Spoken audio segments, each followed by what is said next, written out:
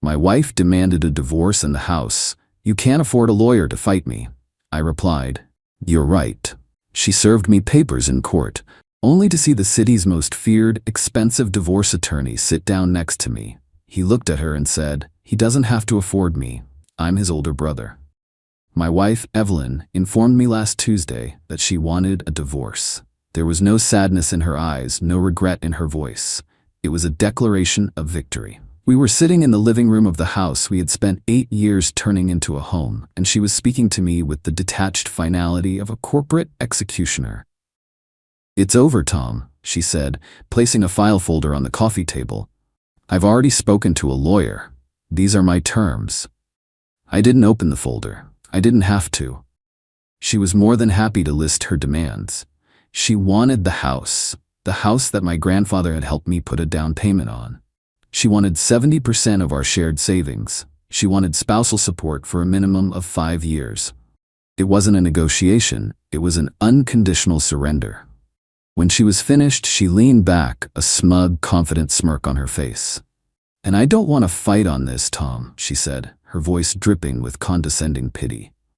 Let's be realistic. You're a high school woodshop teacher. You make a decent living, but you can't afford a real lawyer. My guy will bury you in legal fees before you even see the inside of a courtroom. It's better for you to just agree to the terms and walk away. I just sat there, looking at this woman I had loved, this woman I had built a life with, and I felt a profound sense of coldness settle over me. She didn't just want to leave me, she wanted to ruin me. She saw me as weak, as an obstacle to be crushed and discarded. Her biggest weapon, she thought, was my inability to fight back. I let the silence hang in the air for a long moment. Then I looked at her, my face a mask of resignation, and I said the 2 words she was expecting to hear. You're right. The relief on her face was immediate. She had won. The humble, simple teacher wasn't going to put up a fight. She stood up, smoothed her skirt, and said, Good, I'm glad you're being sensible about this. You'll be served with the official papers next week. Then she walked out of the room. Here's what Evelyn knew. She knew I was a man of simple means. She knew I didn't have tens of thousands of dollars to throw at a legal battle. She also knew that I had a brother, an older brother named Marcus. What she also knew, and what she was banking on, was that Marcus and I hadn't spoken in 5 years. Marcus isn't a teacher. Marcus is a shark. He is, without exaggeration, the most feared and expensive divorce attorney in the state. He's a legal predator whose name makes other lawyers nervous. And he was, for all intents and purposes, no longer a part of my life. We had a falling out after our parents died. It was over the family home, the house we grew up in. I wanted to keep it, to preserve it as a memory, a place for our families to gather. I'm sentimental like that. Marcus, ever the pragmatist, saw it as an illiquid asset. He wanted to sell it, divide the money, and move on. We had a bitter, terrible argument that ended with us on opposite sides of a canyon of stubborn pride. We hadn't spoken since. Evelyn had witnessed the tail end of that fallout. She saw me as completely and permanently isolated from the only powerful person in my family. In her strategic calculation, my greatest potential asset was a dead one. She was wrong. For 3 days after her announcement, I was in a dark place. She was right about one thing. I couldn't afford to fight her, not on her terms. The thought of losing my home, my savings, everything I had worked for, was suffocating. On the 4th day, I hit rock bottom, and from there was nowhere to go but up. I swallowed every ounce of my pride, a pride that had cost me my brother for 5 years, and I found his private cell phone number. My hand was shaking as I dialed.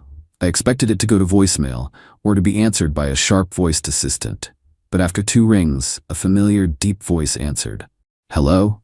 Marcus, I said, my own voice sounding weak and foreign to my ears. It's Tom. There was a long pause. For a moment I thought he was going to hang up. Tommy? He finally said, the old nickname sounding strange after so many years. What's wrong? And it all came pouring out. I told him everything. I told him about Evelyn's demands, her lawyer, her coldness, and I told him her final, arrogant taunt. You can't afford a lawyer to fight me. Another long, heavy silence stretched between us. When he finally spoke, his voice was different. The surprise was gone, replaced by something I hadn't heard in years. It was the sound of a protective older brother. It was the sound of steel. She said, "What?" he asked, his voice dangerously quiet.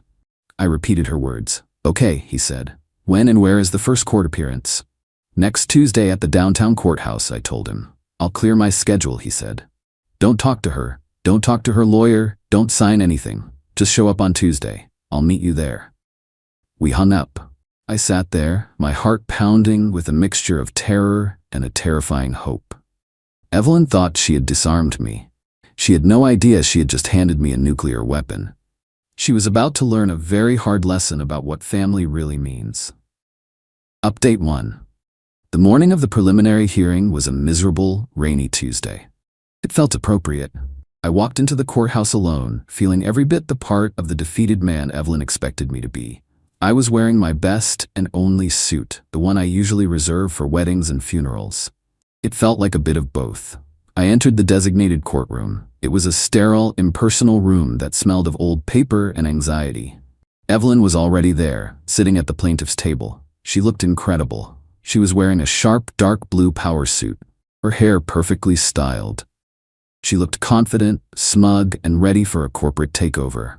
Next to her sat her lawyer, a man in his 50s with a self-satisfied smirk permanently affixed to his face. They were laughing quietly together as I walked in. She saw me, and her smile faltered for a second, replaced by a look of pity. She probably expected me to look more broken. I just met her gaze, my expression blank, and walked over to the defendant's table. I sat down, placed my old briefcase on the table, and waited. Her lawyer stood up and sauntered over. "Mr. Miller?" he said, his voice oozing condescension. "I'm glad to see you're here. I trust you've had time to review my client's very generous proposal. If you're prepared to sign today, we can make this quick and painless." "I'm waiting for my counsel," I said quietly. He actually chuckled. "Your counsel? Good luck with that. Let's not drag this out." He walked back to his table. The bailiff called the court to order. The judge, a stern-looking woman, entered and took her seat. She looked down at the docket. "Miller versus Miller," she announced. "Are both parties present and represented?" Evelyn's lawyer stood up. "Yes, Your Honor. Alan Davis representing the plaintiff, Mrs. Evelyn Miller." The judge looked at me. "And the defendant?" Before I could speak, the heavy doors at the back of the courtroom swung open with a resounding thud. Every head in the room turned. Walking down the aisle was my brother, Marcus Sterling. He wasn't just wearing a suit. He was wearing a suit of armor, tailored from what looked like spun midnight and pure intimidation. He moved with the predatory grace of a panther, his expensive leather briefcase swinging at his side. A wave of whispers rippled through the courtroom as other lawyers and court staff recognized him. His reputation preceded him. He didn't look at anyone else. His eyes were fixed on me. He walked directly to my table, put a hand on my shoulder, and squeezed it gently. Then he sat down beside me, placing his gleaming briefcase on the table with a solid, definitive click. The sound echoed in the silent room. I looked over at Evelyn. Her smug expression had been wiped clean from her face. It was replaced by a mask of utter, horrified disbelief. Her jaw was slack. Her eyes were wide. She looked like she had just seen a ghost walk in and sit down at the opposing table. Her lawyer looked even worse. The color had drained from his face and his smirk was gone, replaced by a look of pure, unadulterated terror. He knew exactly who my brother was. Marcus leaned over to me, ignoring the rest of the room. "Sorry I'm late, little brother," he whispered, a hint of a smile playing on his lips. "Traffic was hell." Then he straightened up, his demeanor all business. He looked directly at the judge. "Marcus Sterling, Your Honor," he said, his voice a commanding baritone that filled the room. "Representing the defendant, Mr. Thomas Miller." The judge's eyebrows shot up. She knew the name. Everyone did. Then Marcus turned his gaze slowly, deliberately towards Evelyn. He looked at her, then at her terrified lawyer, and he gave them a cold, predatory smile. "My apologies for the delay," he said, his voice dripping with mock politeness. Then he looked at Evelyn again and delivered the line that shattered her entire world. "He doesn't have to afford me. I'm his older brother." The game had just changed. Evelyn thought she was coming to a surrender. She had just walked into an ambush. Marcus opened his briefcase, pulled out a thick stack of files, and the demolition began.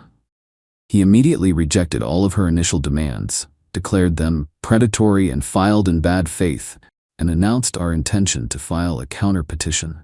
He said we would be seeking a full forensic audit of all marital assets and expenditures for the last 3 years, and that we would be demanding Evelyn pay for all of Tom's legal fees.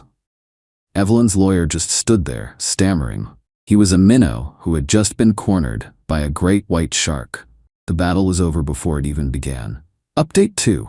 The 2 months following that first court appearance were a legal blitzkrieg. My brother Marcus does not do things by halves. He doesn't just practice law, he wages war. Evelyn and her lawyer thought they were going to roll over me. Instead, they found themselves on the receiving end of a relentless, systematic assault. The first thing Marcus did was file a motion for discovery that was, by all accounts, a thing of terrible beauty. It wasn't a request, it was a demand for every single financial document Evelyn had touched for the last 5 years. Bank statements, credit card bills, work expense reports, Venmo transactions, everything. Her lawyer filed a motion to have it dismissed as overly broad and harassing. The judge, who was clearly intimidated by my brother's reputation, took one look at Marcus's justification and approved our motion in full. Evelyn was legally obligated to turn over everything. She thought she was clever, that she had hidden her tracks. She had no idea she was dealing with a man who employed a team of forensic accountants for fun. While Evelyn was drowning in paperwork, Marcus went after her personally. He scheduled a series of depositions, not just with her, but with her closest friends, her family, and even a few of her colleagues. His strategy was simple: apply pressure from all sides until the truth was squeezed out. The breakthrough came during the deposition of Evelyn's best friend, a woman named Chloe. Chloe was fiercely loyal to Evelyn, but she was no match for my brother. He was polite, charming, and utterly ruthless. For 3 hours, he questioned her about Evelyn's spending habits, her work trips, her general happiness in our marriage. Then he asked the question that broke the case open. "Ms. Albright," he said, "can you tell me about Mr. David Kincaid?" I saw Chloe flinch. The name was unfamiliar to me. Marcus just waited. Chloe tried to play dumb, but Marcus produced a stack of credit card statements from a card I never knew Evelyn had. A card linked to our joint savings account, an account she had been siphoning money from for over a year. He pointed to a series of charges: a hotel in the wine country, jewelry from a high-end boutique, expensive dinners for 2. Miss Miller was on a work conference on these dates, Marcus said, but her employer has confirmed no such conference existed. You were not with her. So, I ask you again, who is David Kincaid? Chloe broke. Under the penalty of perjury, she admitted it. David Kincaid was the man Evelyn had been having an affair with for the last 18 months. He was a wealthy real estate developer she had met through her old job. It all clicked into place. The secrecy, the financial demands, the confidence. She wasn't just leaving me. She was leaving me for someone else. She was trying to strip mine our marriage for assets to take with her into her new, upgraded life. Her plan was to use my money to fund her future with her lover. The deposition of her lover, David, was even more illuminating. He was a smug, arrogant man, but his arrogance crumbled under Marcus's relentless questioning. He admitted to the affair. He admitted that he and Evelyn had planned the divorce together. He even admitted that it was his idea for her to demand the house and spousal support, telling her that I would be too poor and too weak to fight back. They had underestimated me. They had underestimated my family. With these depositions, Evelyn's case was not just weakened, it was annihilated. She had committed perjury in her initial filings by claiming she was a faithful wife. She had hidden assets and marital funds. She was a liar and a fraud. Her lawyer called Marcus, begging to settle. He said Evelyn was willing to drop all her demands and just walk away. Marcus's reply was cold. "No," he said. "Walking away is a privilege she has not earned. We are not settling. We are going to court, and we are going to burn her to the ground." She wanted a fight. Now she has one. Final update. It has been 6 months since I first walked into that courtroom. A man who thought he had lost everything. Today, I can tell you that I was wrong. I didn't lose anything that truly mattered. I gained it all back. The final court date was a formality. Faced with the mountain of evidence against her, The depositions, the forensic accounting reports, the proof of her affair and her conspiracy to commit fraud. Evelyn had no choice but to surrender completely. Her lawyer, looking tired and utterly defeated, advised her to accept any terms we offered. And the terms my brother drafted were brutal. Evelyn didn't just walk away with nothing, she walked away with less than nothing. She was forced to relinquish any claim to the house. Her demand for spousal support was dismissed with prejudice, and because Marcus was able to prove that she had spent over $60,000 of marital assets on her affair, on hotels, gifts, and vacations with her lover, the judge ordered that amount to be deducted from her share of our savings and returned to me. She left the marriage with a small fraction of her original demand, a mountain of her own legal bills, and the public humiliation of having her entire sordid scheme laid bare in a court of law. The fallout in her personal life was just as devastating. Her lover, David Kincaid, faced with the legal and social consequences of his actions, dumped her almost immediately. He was a man who was attracted to a winner, and Evelyn had just suffered a spectacular public defeat. Her friends, many of whom had been forced to testify about her lies under oath, distanced themselves from her. She lost her fiancé, her house, her savings, her boyfriend, and her reputation, all in one fell swoop, all because she underestimated the quiet man she was married to. But the real story, the most important part of this whole chapter, is what happened with my brother. A few weeks after the divorce was finalized, Marcus called me. "Meet me at the old house," he said. I drove out to our parents' home, the house that had been the source of our stupid 5-year feud. I found him on the porch, just sitting on the steps. We didn't talk about the case. We didn't talk about Evelyn. We talked about our dad's terrible fishing trips, our mom's amazing apple pie. We talked about being kids. Finally, after a long silence, he looked at me. "I was wrong, Tommy," he said. "I was so focused on the money, on the asset, that I forgot what this place was. It's our home." "I was wrong too," I admitted. "I was so stuck in the past, I wasn't willing to see that maybe there was a different future for this place." We didn't sell the house. We decided to keep it together. We've spent the last few weekends out there fixing it up. We're repairing the porch, painting the rooms, bringing it back to life. It's not a memorial to the past anymore. It's a project for our future, a place for our family, the real one, together. Working side by side with my brother, tools in hand, has healed a wound I thought would be a scar forever. Evelyn's parting shot to me was that I couldn't afford a lawyer.